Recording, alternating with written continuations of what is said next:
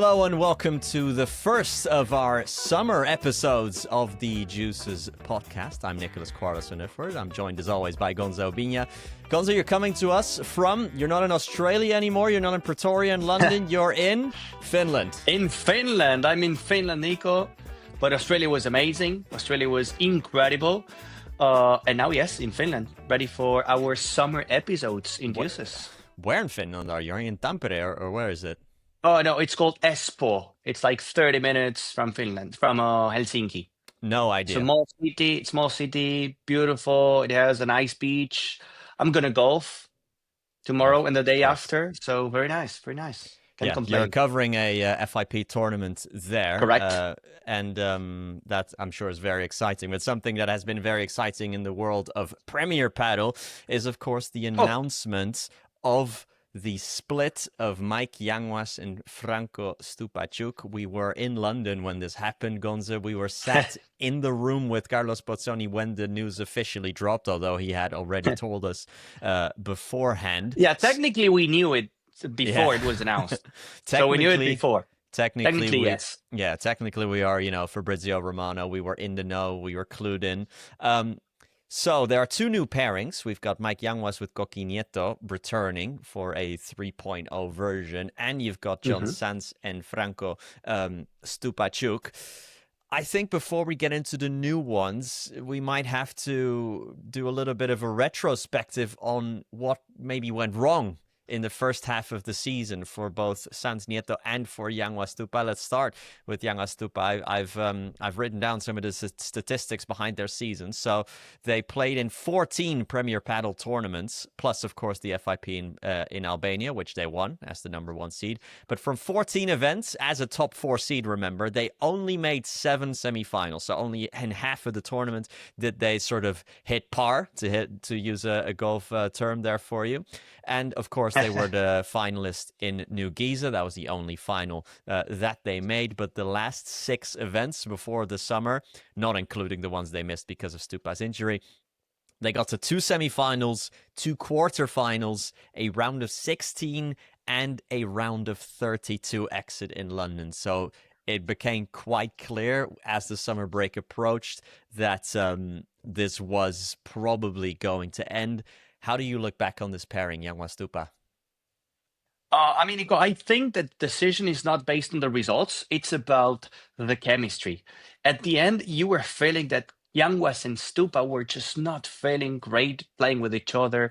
They were not pushing to the same direction. Something was missing. So it was not about results. It was about those feelings. When you are Stupa and Yanguas or a pair within the top 8, but outside the top 2, you're not expecting to win tournaments because Coelho and Tapia and Chingalan are just on a different level.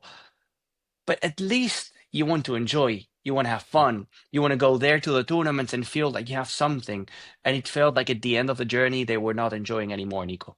Yeah, and especially in London, losing in the round of 32 at the first time. It felt like you said, they weren't enjoying anymore. We saw a couple moments on the benches where something seemed a little bit off between the two of them. We had that sort of cryptic social media message from Stupa. When was that? Was that in Malaga, off the top of my head? In Malaga, yes. Yeah, so in Yanguas' hometown as well. So now Yanguas and Stupa go their separate ways. A lot of people expected Stupa to go for Maxi Arce. Instead, he goes for John Sanz. What do you make of that? Points. Yeah. Points, Nico, points. I understand those saying that Maxi Arce was a good option, and it was a good option, because actually Stupa caught Maxi Arce last year, and they reached the couple quarterfinals. So it was something that was great, and it was proved to work. But at the end of the day, when you are in the top 4 and when you have so many points, you want to have next to you someone that also has a lot of points in order to avoid going outside the top 8 and facing the Coelho and Tapias and the Chingalans before the semifinals.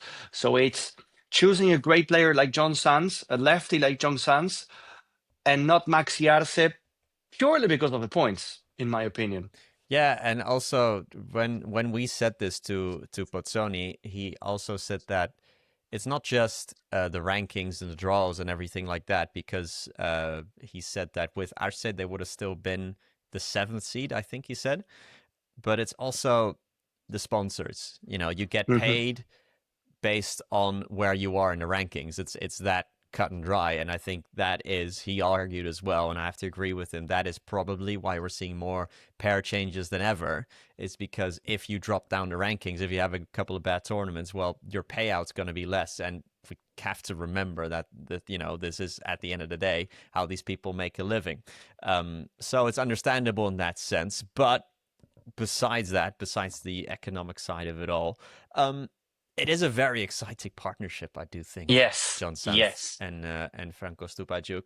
I've taken the liberty to write down, because I went down the history of Stupa, who's had basically one partner a year for the last 10 years, with a few exceptions, but he's only played with two lefties besides Maxi Arce, which was just for one tournament. So he played with Alex Ruiz, and he played with Pablo Lima, which is back to back. So basically, for 2 seasons in 21 and 22, he played with two lefties. But apart from that, it's basically always been right-handed players. And I would even say that Lima and Alex Ruiz are not like John Sanz.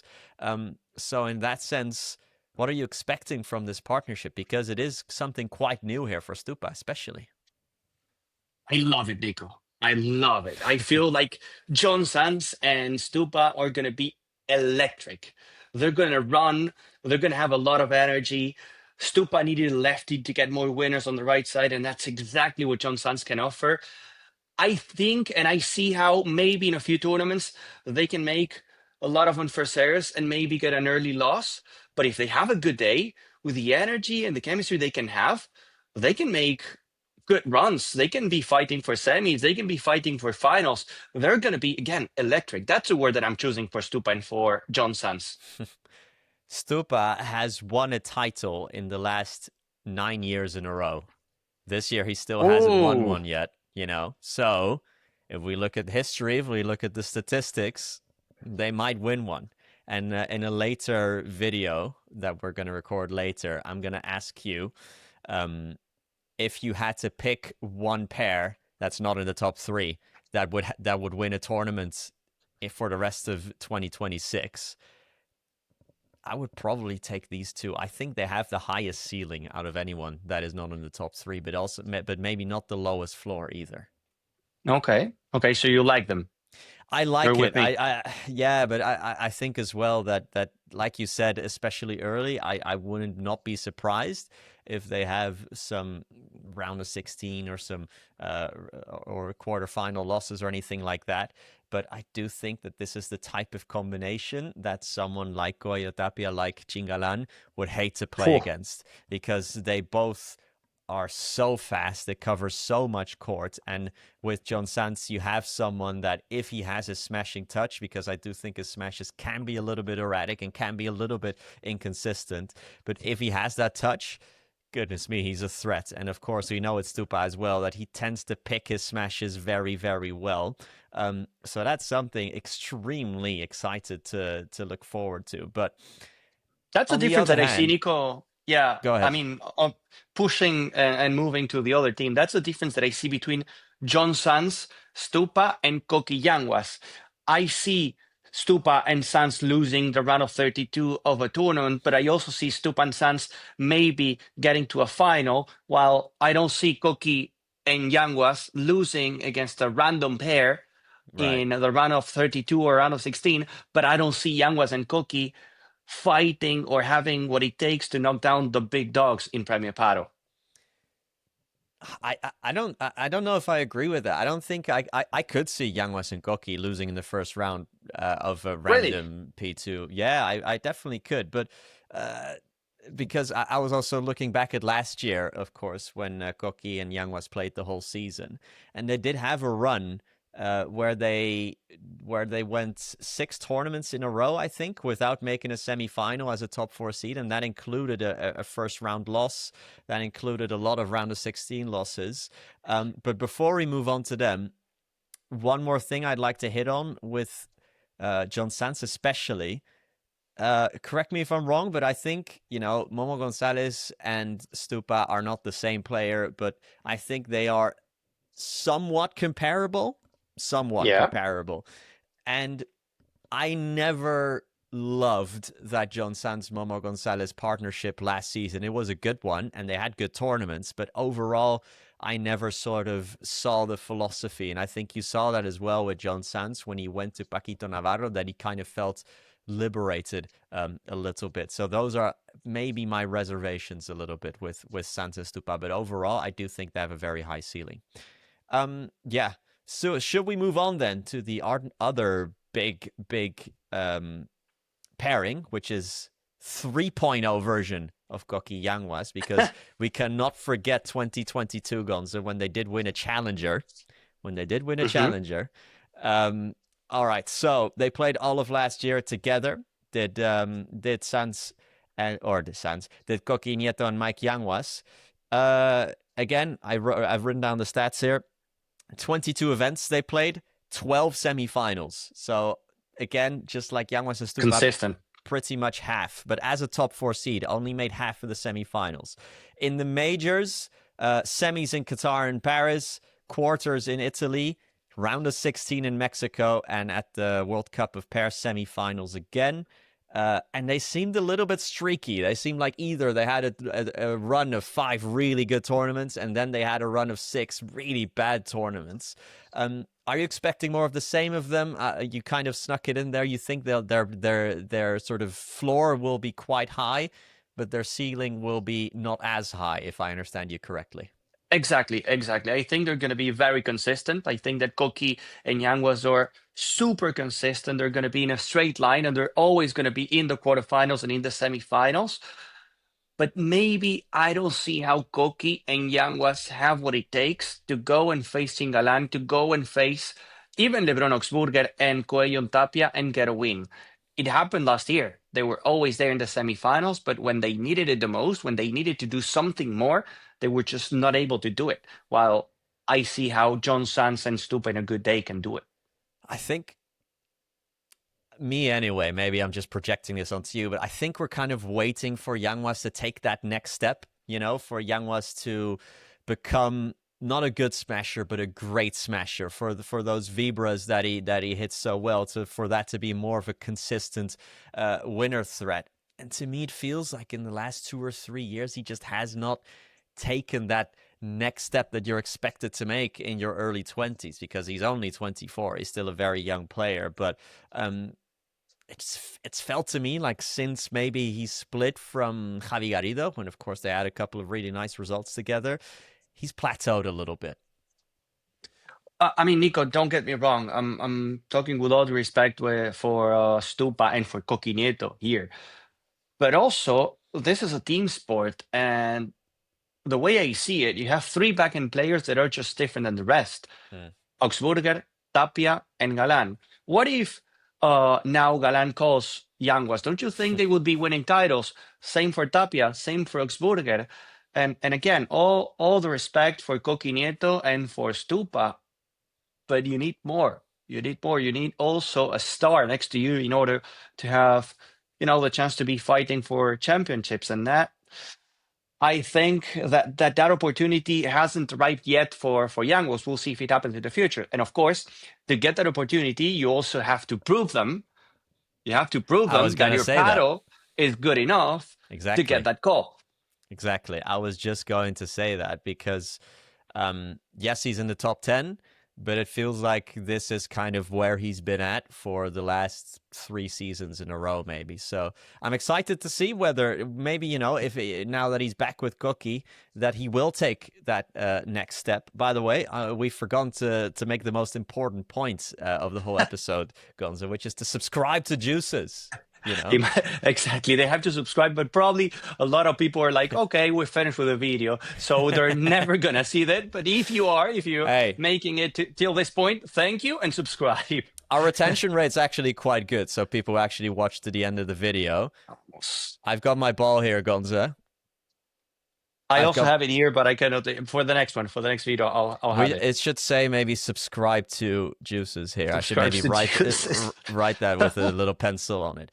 But anyway, we appreciate all of your guys' support. We are not very good at reminding everyone to keep subscribing. We need to improve at that, Gonza. But should we finally, before we go, we did a kind of a retrospective on Yanguas and Stupa. Should we maybe do the same for Sanz and Nieto? Because, of course, they were together in 2024, won 2 titles, including the finals in 2024, famously. But this time round, it just wasn't the same at all. 14 events, only 2 semifinals, which were in Gijón and Newgueza. So the last one was in mid-April. So the last one was over 4 months ago.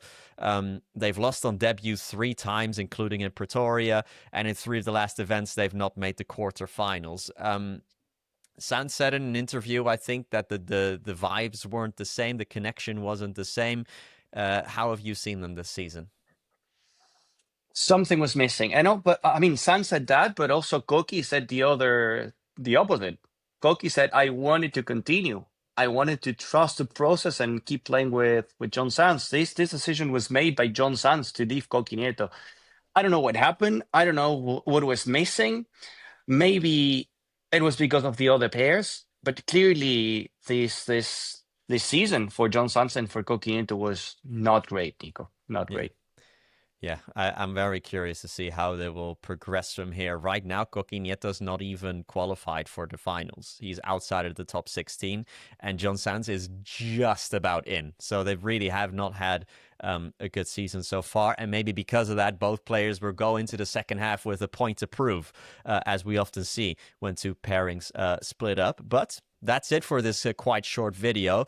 Quickly maybe mention that in the women, we've got a couple of changes as well. Martina Facio and Vero Viceda, quite an exciting new pairing. The number 9 seed, Jimena Velasco, will pair up with Raquel Eugenio as the new number 12 seed.